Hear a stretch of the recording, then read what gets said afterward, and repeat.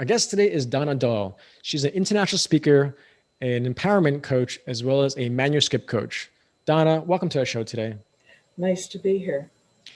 I'm always inspired by the word empowerment. I remember talking to a friend of mine who's a very successful entrepreneur, and he talked about how he doesn't want to motivate people, he wants to empower people. Now, for you, when did you realize that you might have had this gift to not just help yourself out, but really to help other people and to empower them? It came about as a result of being a participant in a number of different activities. One of those coming from the realm of being a writer, one of those coming from the realm of being an educator slash psychologist, and another one coming from people who just are eager to have a conversation with Donna. If they can have a conversation with Donna, they think that that's probably one of the best things that's happened in their day. So lots of reinforcement there. Yeah, that's great, Donna. So let's say we rewound your life. Was there a moment in your childhood or teenage years that really allowed you to see perhaps what you're doing now?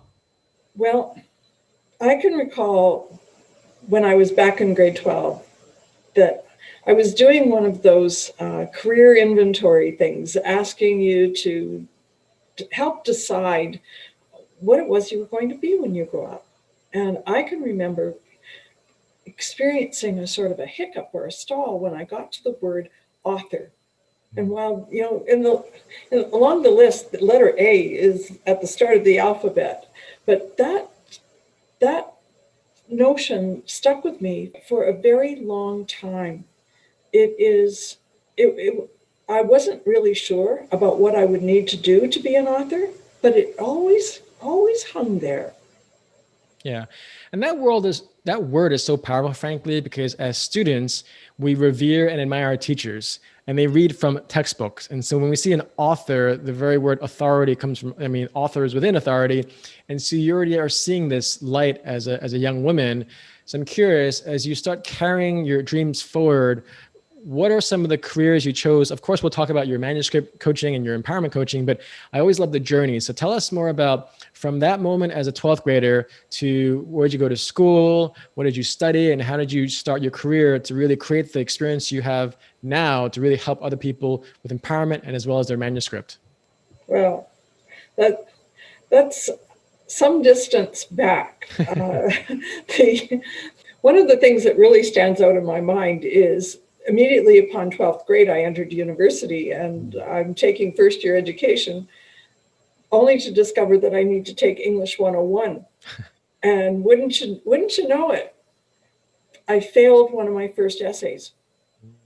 And I just, okay, now that's a wake-up call. But sometimes it's wake-up calls that sort of stop us in our tracks and cause us to examine ourselves and whether or not we're up for the challenge. And so I fortunately successfully completed English 101 with a pass first time around, but continued to write. And by the time I got to master's school, I was asked to prepare a paper on a book that was written by Kurt Vonnegut. Mm. I submitted my paper, and when I received my paper back, my professor had written on it, "Donna, you should be a writer because you are." And I thought to myself, this is a woman who is telling me that I'm a writer, and she reads hundreds of papers, thousands of papers from university students year after year. I think I should probably own that. And I subsequently went on to be an editor of a newspaper and also an editor of several different professional publications. And lo and behold, after the car accident, I was invited to write an article for a local magazine. I had written a 169-page thesis. Wow. Where I was asked to change 3 sentences. So yes, I can write. But this particular piece, having struggles with the nominal aphasia, it took me 3 weeks to write 1,000 words. Wow. 3 weeks. Well, before we get into some of the challenges you had, because you did have this illness, that when you said about the whole wake up call, as you're sharing this story about your teacher, it reminded me of my own teacher. Her name is Cynthia Kimball. To this day, I still remember her in university, my freshman year of class, and she would actually write various comments on my essays. But if you had, let's say, a C, she would say, "Hey, Christopher, you can go back and keep writing rewrites until you got an A." And she did over and over. And I thought that was one of the most amazing experiences to have. But what I'm saying this is that you have this gift to write, but it seems like you have these turning points of either in the 12th grade of having this author awareness, then you have these teachers, but I know you as an empowerment coach, it's not a surprise, right? So talk to us about that. You had this illness, share a little bit about the illness and ultimately how you ended up becoming an empowerment coach. I think that one of the most important things in terms of personal development is to identify challenges, meet them, and overcome them. And if we're not able to do some of that for ourselves, then what business do we have working with others? We, we have a sort of an innate sensitivity system that tells us when people have been able to walk the walk in order to talk the talk themselves. Mm-hmm. So it just being able to work through challenges on my own and then be able to work with others alongside of them, not above them, not below them, but with them, to hold their hand, to carry them through a journey that they are working through. That to me, that's one of the greatest honors that anyone could ever pay me. Yeah.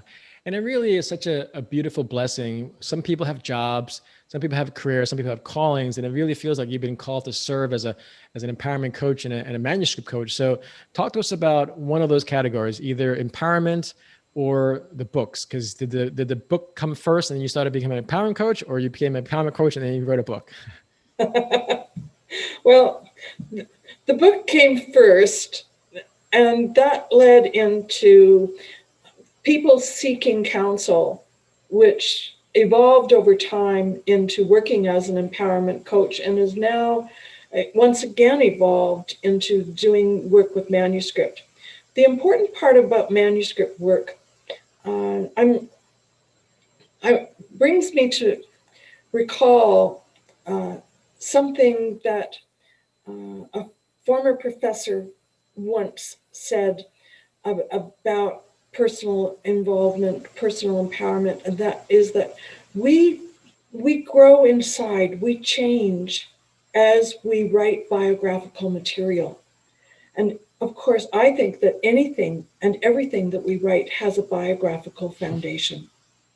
And so by being able to bring that depth and that breadth and that richness from my world of psychology into the changes that take place within a writer as they develop their manuscript is one of the most unique and powerful tools that I can offer to someone who wants to write.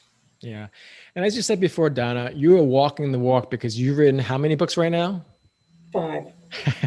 So again, not everyone has even written one book. So first of all, for the listeners and the viewers, just so you know that if you want to learn from people that have done things that you want to do, then it behooves you to have those people walk the walk. So walk us through some of the books that you've written, Donna, so that our viewers and listeners can really understand some of your expertise. Well, thank you so much. My first book was about taking your business to a trade show. And interestingly enough, that book has also been of assistance to other authors who want to take their book to a book signing or some other activity where they're marketing. My second book, Demystifying Marketing, was also intended for entrepreneurs because that word marketing comes with so many different concepts, so many different processes, and I wanted to take it and operationalize it into activities. And so there's 40 different activities that one Wow. can participate in their personal marketing journey. They can open up at any page in the book. There's no particular requirement that you do lesson 14 before you do lesson 42, or sorry, not only goes to 40, 39. And the idea is that you could do 40 in 1 year, come back next year and start again in a different place or in a new place, because you're going to be in a new place. The third book was a sequel to the original trade shows, and it incorporates the things that you would use social media for in support of your trade show endeavor. Book number 4 has become my favorite in many ways, partly because it's on Amazon as an ebook. And one of the greatest treats from that book is that despite the fact that it was published in 2012, one father bought a copy of the ebook this past summer while we're locked down in COVID-19. And he read the book to his 9-year-old son. And the last 2 words on his recommendation were highly recommend. I have a 5-star a 5-star rating for Tortoise on Amazon, and many of the people who have left a testimonial report that A, you can't read this book just once, and B, it's life-changing. Yeah. It causes people to find the affirmation that they need to either stay on course or change course. Yeah. And that pleases me so much, because Tortoise is my foundation to my coaching. So if you want to get to know me as a coach, you read Tortoise. That's great. Book number 5 is something slightly different. It's a creative nonfiction piece that is also intended for the entrepreneur to take something about our history in North America and how our roots developed into becoming what is modern day entrepreneurship today. That's great. I mean, I wanted our listeners and viewers really to see the breadth of your experience, Donna, because essentially you're literally creating a menu, as you just shared with your marketing book. And I want to stress that if you want to write a book, if you want to be empowered, you can have the thought, but if you don't have the competency, it's very hard. And I love how you literally said, here are 40 different things in your menu, because essentially they have to sink their teeth into. But I love that you're just very systematic with your approach, because it's so hard to do anything, but especially with a book, there really is a process. So relative to the marketing aspect, tell us some of those elements of this menu, if you will, of choices that you do share with your readers, because I'm sure those menu of choices in your marketing for a business is also completely applicable to a book's manuscript as well. Very definitely. But, one of the things that I think is critical at the beginning is message. What is the message?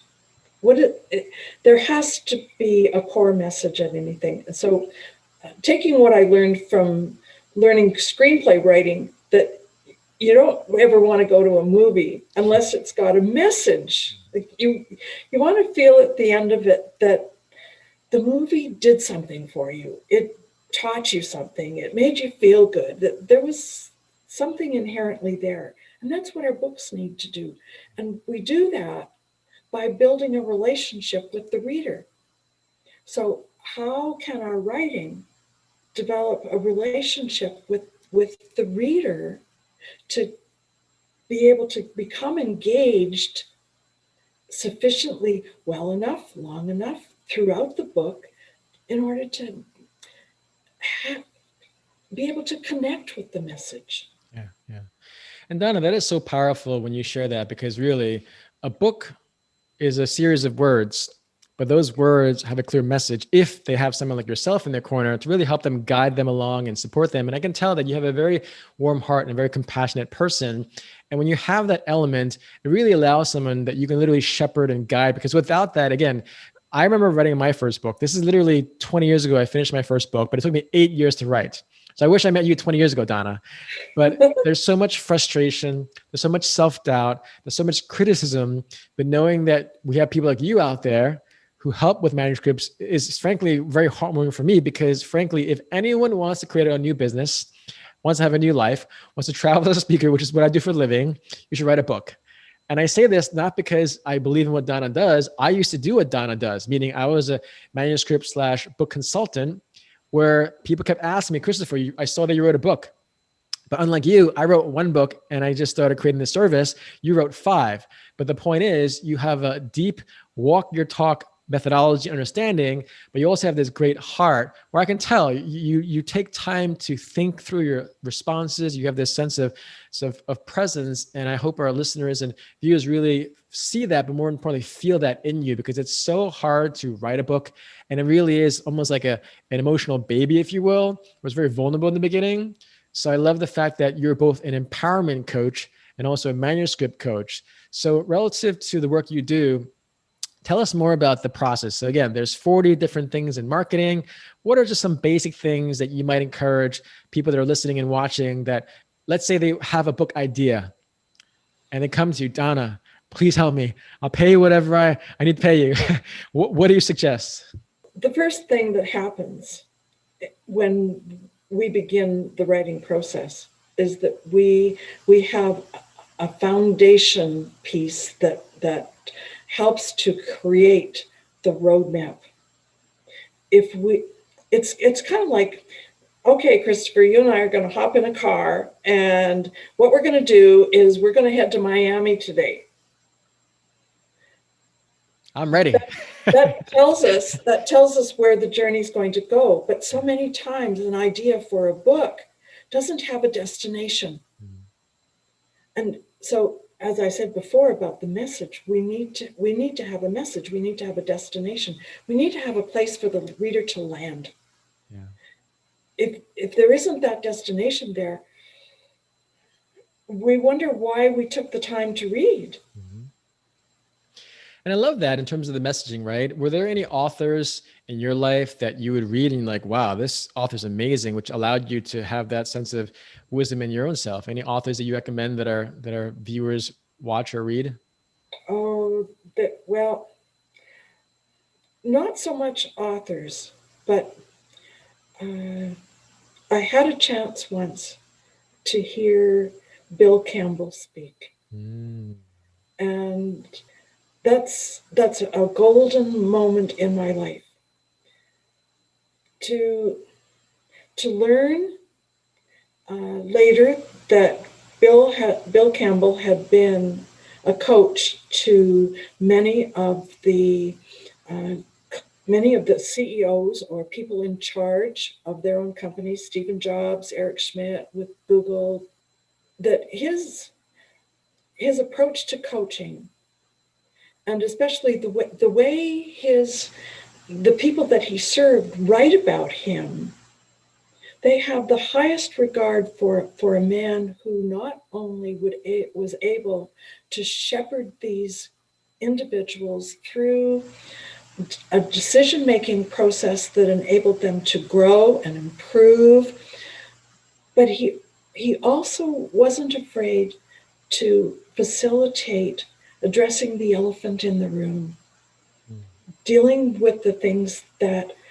challenge us, because it doesn't matter who we are, it doesn't matter what walk of life we're in, we all have challenges. They come upon us, sometimes by surprise, they come upon us, sometimes because of a design that we chose. It's okay. It's how we step through that. It's how we work through that. It's that working with respect, working with a commitment to find resolution. And when those two pieces are present, I think anything is possible. Yeah. It's very telling, Donna, when you talk about someone, his name is Bill Campbell, right? And he's literally like the premier coach. But ultimately, if you learn from him, therefore every client that works with you has this premier experience with you. And it's very telling because, like I said, Steve Jobs said it best. A players hire A players, B players hire B players. But ultimately, if you are an A player, learning from A players, then clearly the work you do, the books you write, the clients you work with that you coach, I know that they would just get this premium brand that you're conveying to them because, again, walk your talk. I wrote one book, I was helping people, you wrote 5, but with every book you get better. And it's very phenomenal that for you, not just writing the books, being an empowering coach, having an education background, you have all these elements of this beautiful person that has this depth. So I'm curious, when you are going through some struggles, let's say someone is writing a book and they're working with you and it's a long process sometimes, when they want to give up, what might you encourage them to do if they want to give up? And you're sharing with them some aspects of their book, but what are some suggestions you have for people that have decided to write a book, but now they're stuck?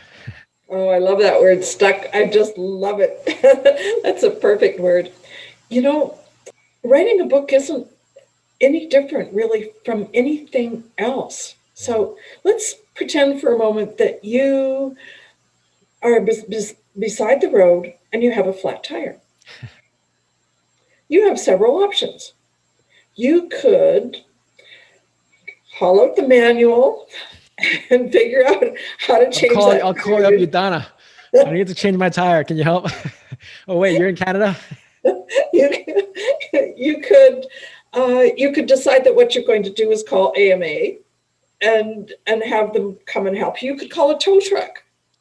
I mean, there's all kinds of options, and it's no different when it comes to people who going, oh, I'm at the end of my rope. I just don't think I can handle this another day. Well, what would happen if you stepped back?